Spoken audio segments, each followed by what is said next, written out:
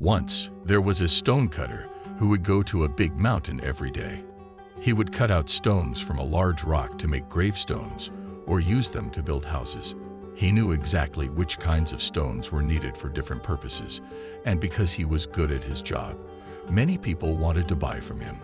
He was happy and satisfied with his life for a long time and didn't want anything more than what he already had. Inside the mountain, there was a spirit that would sometimes show itself to people and help them become wealthy and successful. The stonecutter had never seen this spirit and didn't believe in it when others talked about it. But soon, something would happen that would make him change his mind. One day, the stonecutter delivered a gravestone to a wealthy man's house. He was amazed by the beautiful things he saw there, things he had never even imagined.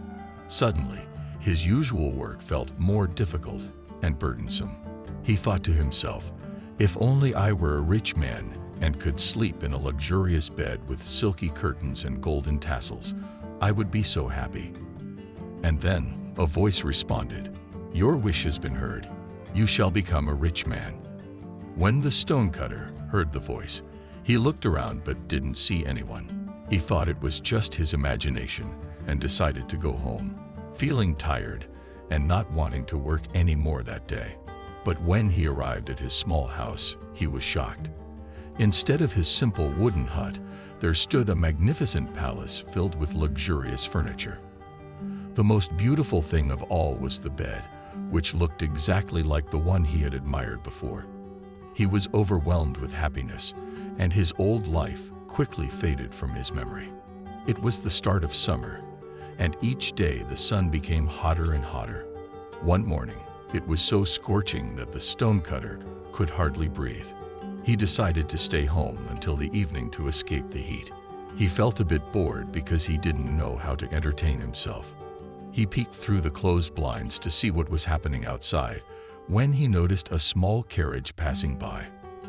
The carriage was pulled by servants dressed in blue and silver. Inside the carriage, there was a prince sitting, and above his head, a golden umbrella was held to shield him from the sun's rays. The stonecutter watched as the carriage disappeared around the corner and said to himself, "Oh, if only I could be a prince. How wonderful it would be to ride in a carriage like that and have a golden umbrella protecting me from the sun." Suddenly, he transformed into a prince. He had a company of men in front of his carriage and servants dressed in scarlet and gold following behind. The coveted umbrella was held above his head, and he had everything his heart desired. But still, the prince was not satisfied. He noticed that even though he poured water on the grass, the sun's rays still scorched it. Despite having an umbrella over his head, his face grew darker each day. Frustrated, he exclaimed, "The sun is more powerful than me. If only I could become the sun." And the mountain spirit replied, "Your wish is granted. You shall become the sun." So the stonecutter turned into the sun and felt proud of his powerful position. He shone his bright beams all around, illuminating the earth and the sky. He burned the grass and fields, and even the faces of both rich and poor people felt his scorching heat. However, after a while, he grew tired of his power because he felt there was nothing more to do. He became dissatisfied once again, especially when a cloud covered his face, blocking his rays and making him feel inferior. In his frustration, he exclaimed, "Does the cloud hold my rays captive? Is it stronger than me? I wish I were a cloud, mightier than anything else." However, one day he heard a strange noise coming from his base. When he looked down to investigate, he saw a stonecutter using tools to carve into his surface. As he watched, a trembling sensation passed through him, and a large piece broke off and fell to the ground. Filled with anger, he exclaimed, "Is a mere human stronger than a rock? Oh, if only I were a human." And the mountain spirit answered, "Your wish is heard. A man once more you shall be." And the man he was, and in the sweat of his brow, he toiled again at his trade of stone cutting. His bed was hard, and his food scanty, but he had learned to be satisfied with it, and didn't long to be something or somebody else.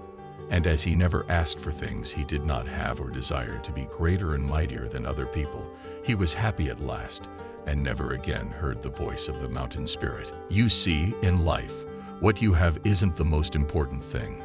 What really matters is how you use what you have. There will always be people or things that are richer or more powerful than you, but there will also be those who are poorer or weaker.